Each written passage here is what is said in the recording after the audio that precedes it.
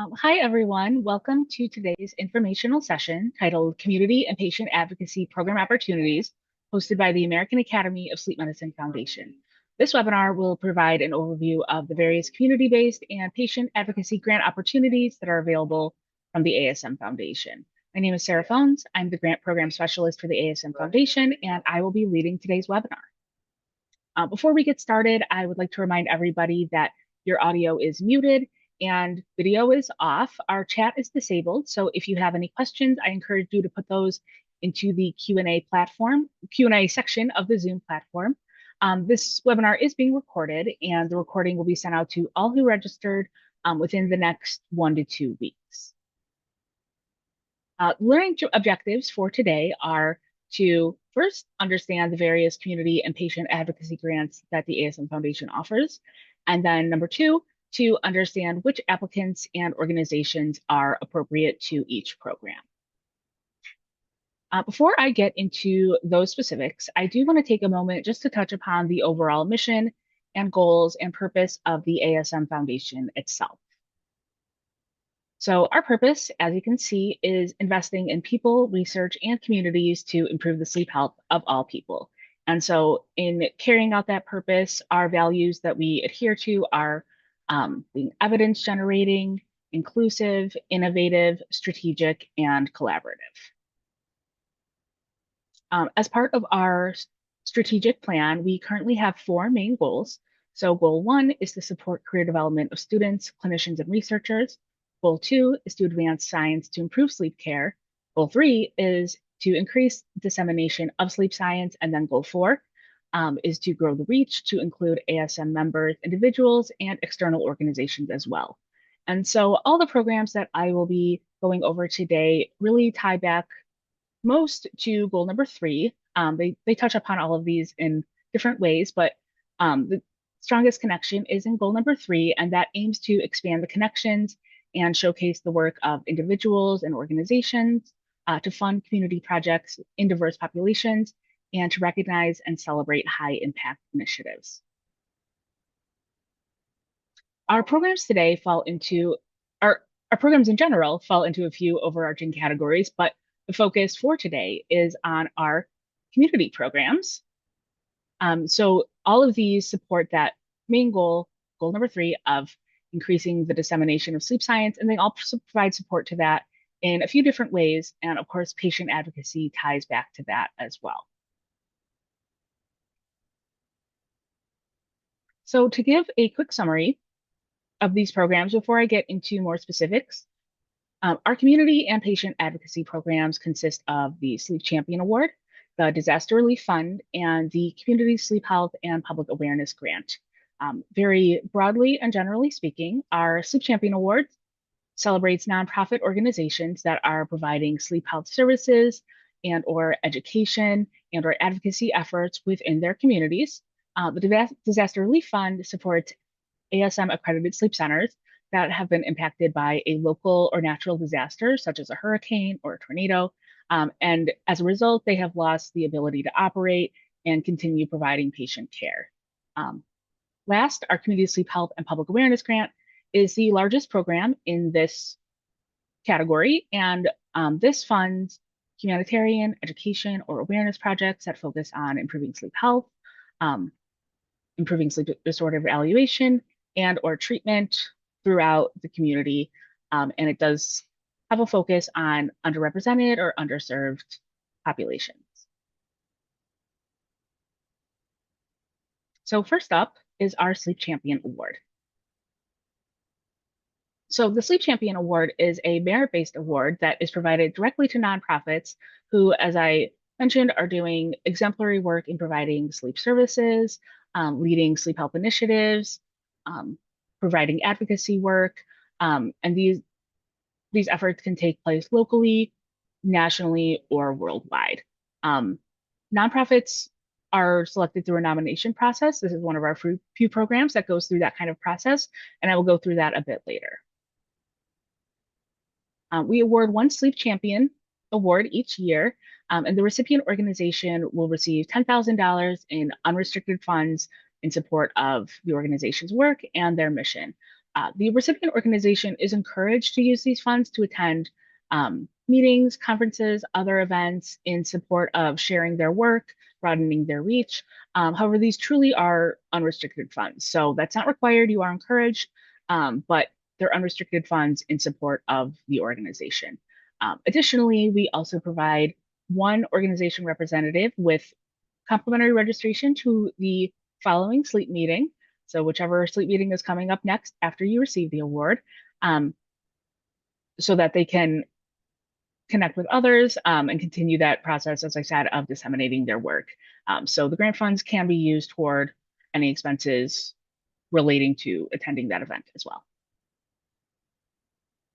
The Sleep Champion Award is open once a year. For this upcoming cycle, we will be opening up the nomination process in September, and those will be due in November. And then, regardless of the outcome, we send notifications to everybody who submits a nomination. That will take place by the end of February. The sleep meeting in 2027 will be in Denver, Colorado, and that'll be June 6th through 9th. All right, so as I mentioned, this award does use a nomination process to determine its recipient. And so nonprofits with a 501c3 or equivalent designation are eligible to be nominated. The program is open internationally as long as the organization is available to or is able to accept the grant funds in United States currency, and as long as they aren't subject to any current sanctions. But one thing I do want to note is that previous recipients are not eligible to be considered again. So as much as we love to support the organizations, we have a new recipient every year. As far as the actual nomination process, there are two ways that an organization can go about being nominated. We do welcome nonprofits to self-nominate their organization for this award, or an individual who has experienced volunteering with that organization can submit a nomination on that organization's behalf. One thing to note is that we are only able to accept one nomination submission form per organization. However, within that nomination, you can provide multiple letters of support. So if you anticipate that that might be the case for your organization, that there might be multiple people interested in submitting a nomination, all the letters can be grouped together, and then one individual can be designated the person doing the nomination.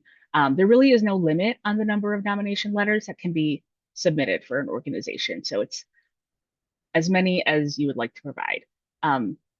These nomination letters should include detail on the organization's programs and initiatives and how those are aligned with the AASM Foundation's purpose, and also provide specific examples of how the organization's work is providing those outstanding sleep education services or advocacy efforts with the overall goal of improving sleep health, and how those could potentially be replicated by other programs as well, or other organizations as well.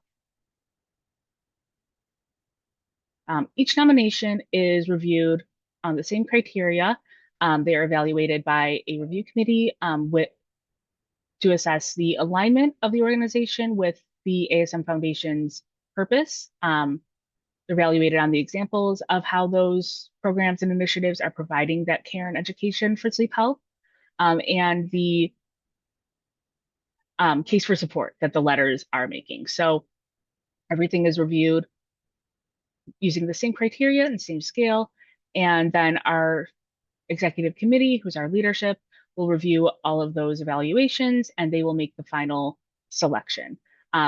Once we have a selected organization, that organization will be honored and presented with their award at a special event at the upcoming sleep meeting. So like I mentioned, that will be the one in June 2027 in Denver for this upcoming cycle.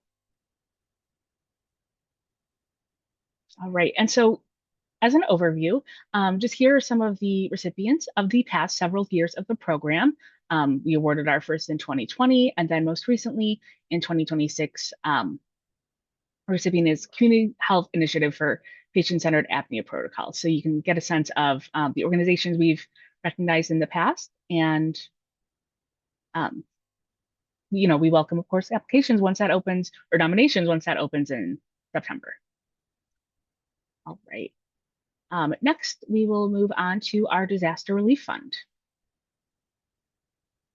So the disaster relief fund was established um, through donations from AASM members, um, industry, and the AASM itself, with the intent of providing financial aid to sleep centers that have been impacted by natural and local disasters.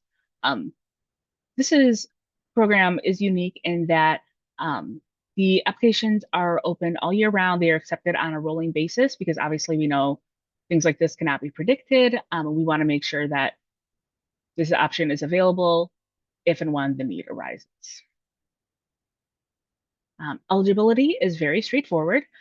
We just require that the sleep center or facility is accredited and in good standing with the American Academy of Sleep Medicine. And for each request, we can provide up to $5,000. However, facilities may submit an additional request if needed, and that will be considered for the potential to provide additional funds. We've also tried to keep the application form as unburdensome as possible for this program, knowing that this is an unexpected hardship that everybody is experiencing. So aside from some basic contact information about the facility, we just asked for information on the disaster that took place, the damage and how the facility was impacted, and the estimated costs and descriptions of what is needed most in order to get that facility back up and running and serving patients again, and what those funds specifically would be used for. All of these requests are reviewed by your executive committee. They will review all the applications, and then they will make that final funding decision as well. All right. Over the years, we have provided support to various sleep centers across the United States. These are a few of them, and these are real life examples, these pictures of the before and after of one of the centers that was impacted by a tornado. So we provided support in the past and welcome applications if there are any current needs. All right, and then lastly, I will go through our Community Sleep Health and Public Awareness Grant. So as I mentioned before, this is the largest community program that the AASM Foundation offers, and this funds humanitarian, education, or awareness projects that focus on sleep health, sleep disorder evaluation, and treatment. And we are especially looking and interested in projects that target underserved or disadvantaged populations. One thing I would encourage is if you have a project in mind, but you aren't sure about how closely or how well it aligns with this program, absolutely, please reach out to us. This is what we're here for. You can set up a meeting and we can talk through the project goals and determine if it is an appropriate fit. This way, you can be sure when you start putting together your application materials that it's something that would be considered. All right, so this program specifically is open to projects that are addressing sleep health needs at the community level. So this can include humanitarian service projects, development, expansion, and dissemination of educational resources and awareness campaigns, the implementation of evidence-based sleep disorders evaluation, as well as diagnosis and interventions and local community models for care. This is new this year. We have a priority area for 2026 focused on public education strategies on the safe use of melatonin among pediatric populations. So this is another area that is of particular interest and a priority. So while we, of course, cannot guarantee that funds will be allocated if we have applications on this topic, it is a priority. It's something we're very interested in. This program is also open once a year. This upcoming cycle will be opening in just about a month on June 8th, and then applications are due 6 weeks later on July 20th. As I said, similar to the Sleep Champion Award, regardless of what the outcome is, funding notifications will go out to everybody who applies by the end of October. And then we also have noted here the latest date to start the project. So in the event that your project is selected for funding, You have 9 months to execute your grant contract and begin work on the project. And I will kind of go through a little bit more on that process in a bit. Um, but we allow that 9 months. So that's just a good date to have in mind as you're making plans. We offer two funding categories for this program. Category one is up to $50,000 with a duration of up to 2 years. And then category two is up to $25,000 with a duration of up to 1 year. We do not have restrictions on the distribution of expenses. Typically, the expenses that are presented are allowable, but we do cap indirect costs at 8%. Indirect costs would be things like taxes, facility costs, anything that isn't directly related to carrying out the project itself. This program is also open to nonprofit organizations. So we are it's open to organizations that are tax exempt under 501c3 or an equivalent in Canada. And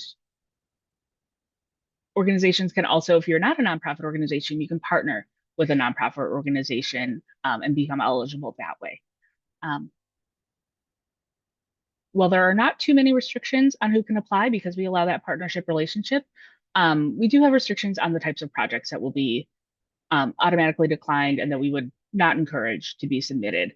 And this would be anything that does not align with the focus of the Community Sleep Health and Public Awareness Grant. So anything research-based would not be eligible. And we also, differing from the Sleep Champion Award, this is not in support of ongoing operational aspects or ongoing programs.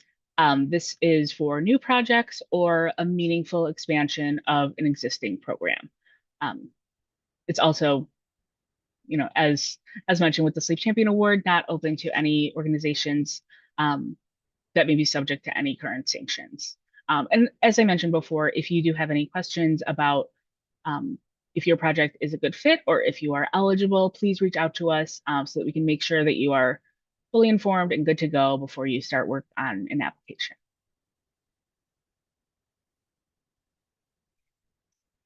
So our application is, in contrast to the two that I discussed previously, this is a more in-depth application. In addition to some basic project details, we ask for a project proposal. We do provide a specific template for this project proposal that we ask for everybody to use. So that will prompt you to include the need, the population served, your plan, how you intend to evaluate the project and its success and its outcomes, any plans for disseminating your results and making sure that this is something that other organizations could potentially replicate, the impact that the project is expected to have on the population, and then who is working on the project leader and their team and anybody else who may be involved. We also ask for either resumes, CVs, or bio sketches from all project team members, and then letters of support as well. These can come from a collaborating organization, team members, or any other significant contributors. We also will ask for a project budget and justification to explain the purpose of each category of costs on that budget.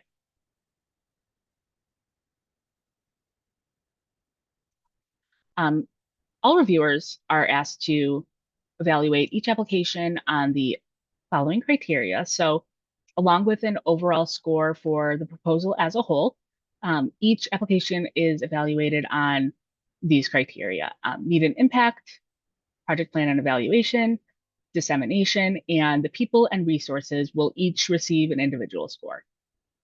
There are a couple of additional criteria that are not receiving an additional score, but we do have our reviewers take those things into account when the application is being evaluated and they're assigning that overall score. Those two items are any potential concerns with the proposed participation of community members, patients or individuals, and then the appropriate of the budget to carry out the project. So as you are putting together any project plans and proposals, Make sure to keep these items in mind and make sure that you are really addressing them, because this is what our reviewers will be looking for when they're evaluating everything. So while this program doesn't provide research funding, we do follow the same scoring rubric and anchor points that the National Institutes of Health uses. So if you've applied for their grants, been a scientific reviewer, this will be very familiar to you. A score of 1 is a exceptional, high impact, very competitive application, all the way down to a score of 9, which is a low impact, non-competitive application.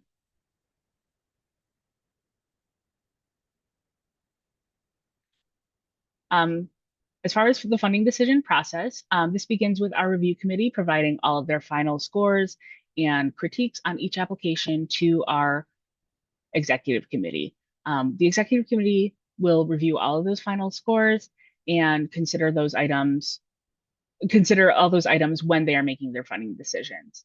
They may also offer an applicant the opportunity to go through our rapid revise and resubmit process. This is a process where the applicant can revise components of their application to address reviewer feedback that they may have received, and then resubmit back to be reconsidered by the executive committee. As I mentioned before, notifications will go out to all applicants, and then everybody will also receive the critique forms provided by each reviewer, so they know how those evaluations turned out. And then if an application was discussed at our review meeting, they'll also receive a summary of that conversation.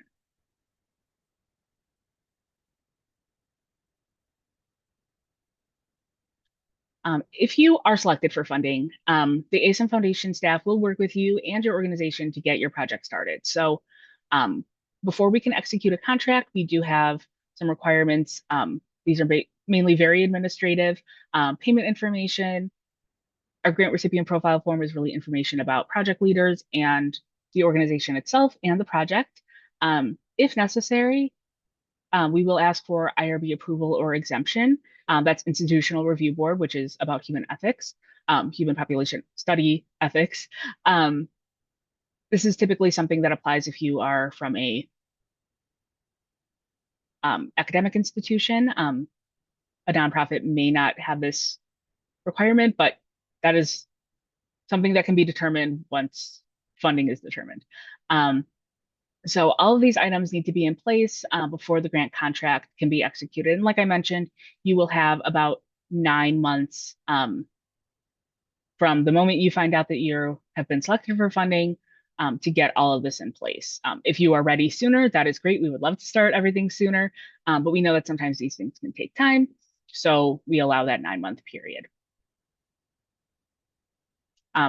For active projects, once that contract is executed, we do require everyone to submit periodic progress reports. These are due every 6 months for a 1-year project, and they are due annually for a 2-year project. We also will ask for a final report to go over all the outcomes, and you will have 90 days after the end of that 1 or 2-year period to submit that. These forms are submitted online. It'll be through the same process that you apply through. And we do have templates available just so you can see what those questions are and get everything ready. But it's very important to make sure that these things are always delivered on, always submitted on time to make sure there's no interruptions with your grant. This grant really places a strong emphasis on disseminating project findings and content, as well as disseminating the project framework, which will allow other organizations to replicate or expand on this sort of initiative. So while the AASM Foundation does share project results on our website, we expect project teams to have their own methods for reaching specific audiences. We do have a dissemination guide. We will have a link in the chat to that a little bit later, but it's certainly not an exhaustive list. I have a few of those examples here, but you are not, of course, limited to only these options. We encourage people to find the avenue that works best for their project and their organization. So it's ultimately up to the project team to figure out the best way to maximize your outreach and your and your impact throughout disseminating these results. All right. And these are our most recent grant recipients. So in 2025, we awarded 5 community sleep health grants. You can see our project leaders and the project titles that they've done. But as I mentioned, this is opening on June 8th. So we encourage you, if you have any questions um, on your eligibility, on if your project is a good fit, to please, of course, reach out to us, and we can work with you to make sure that everything is in alignment and good to go before you get started. All right. And with that, I can open things up to questions. I know it looks like we have a few that are in the Q&A. So I will go through those, but if you want to connect individually, you can scan this QR code to schedule a meeting with ASM Foundation staff. It will be me. So you can scan to schedule a meeting there, or you can reach out to our general inbox or give us a call. We welcome you to reach out. This is what we're here for. But with that, I will just check in on how our questions are going. All right. The first question that I have is, does an academic institution qualify as an eligible nonprofit, or would we need to partner with another organization? And the answer to that is most likely your academic institution will be an eligible nonprofit. This is something that we would verify with your specific organization. But most likely this, on its own, the academic institution will qualify. That doesn't restrict you from partnering with another organization if you would like to, if you want to work together and share resources, absolutely that's encouraged. But if you're in this situation, just reach out and we can make sure we verify. But most likely, yes, they will qualify. Okay, the next question is, how many grants are being given? And if this is in regards to the community sleep health grant, we have approximately 4 grants, I believe, that are allocated for this year. That number may be subject to change as we work through our budget as we go through the year. But it is likely to be approximately 4. And you can look back at our website and all the past years of things that we funded to kind of get an idea of how many tend to be granted in each year. Last year there were 5, so it will likely be, it won't be drastically different one way or the other.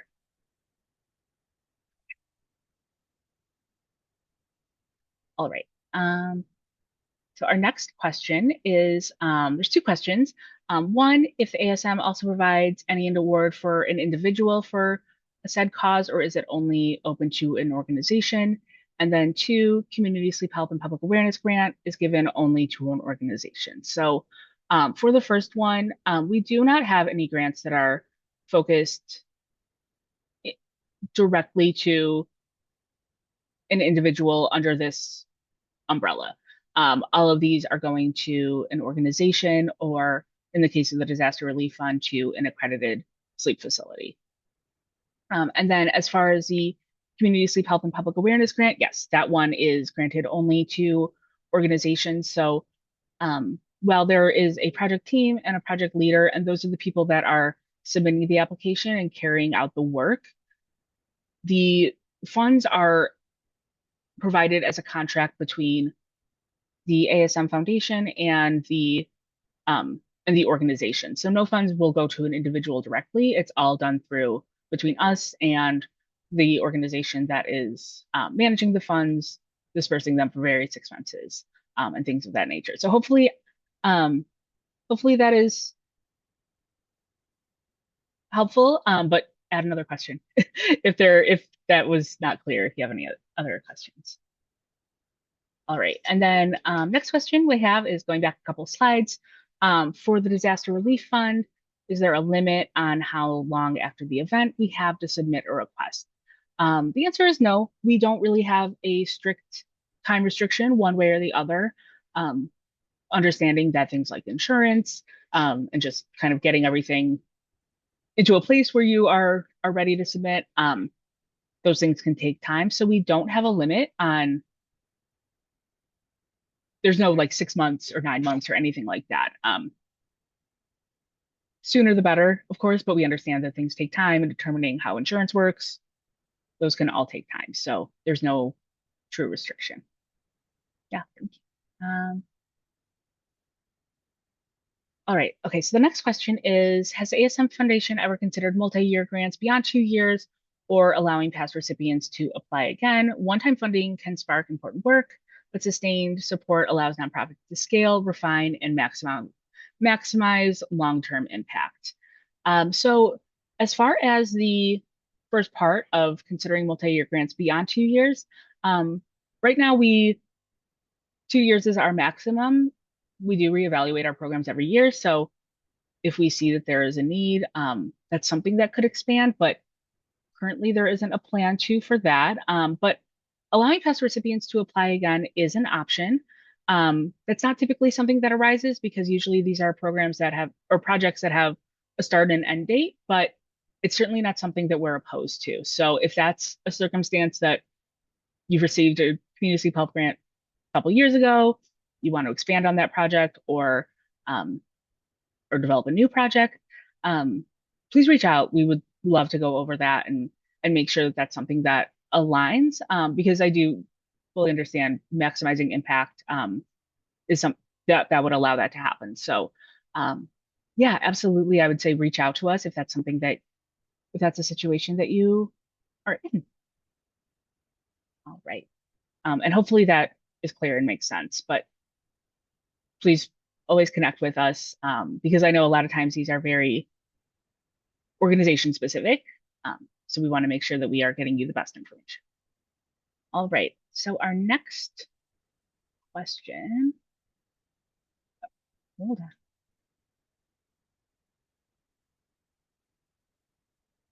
Okay, so then this one is Sleep Champion Award question. If my organization was nominated in the past but didn't receive it, can we be nominated again? And then also, is it better to have multiple letters of support for the Sleep Champion Award or just one? Awesome. So for the first one, yes, you can be nominated again. So um, we only award one Sleep Champion Award per year.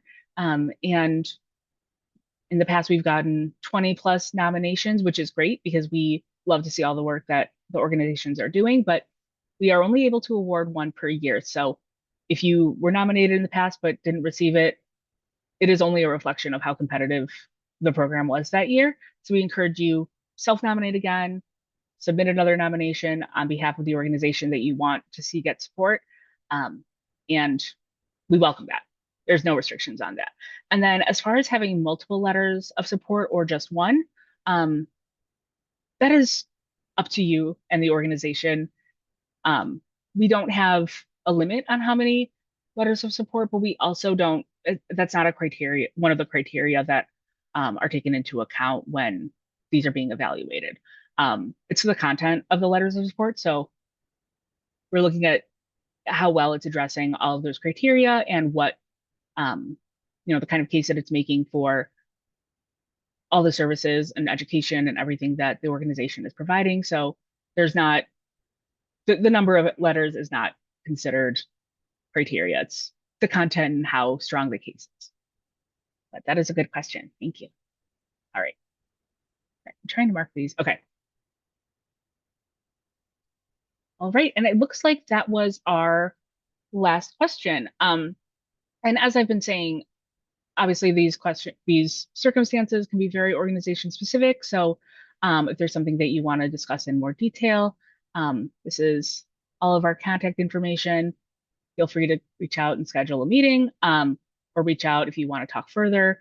We, of course, are more than happy to do that. If there are no more questions, then I will let everybody go a couple minutes early. But thank you so much for being here today. And we encourage you to, if you meet any of these, we encourage you to apply or submit a nomination.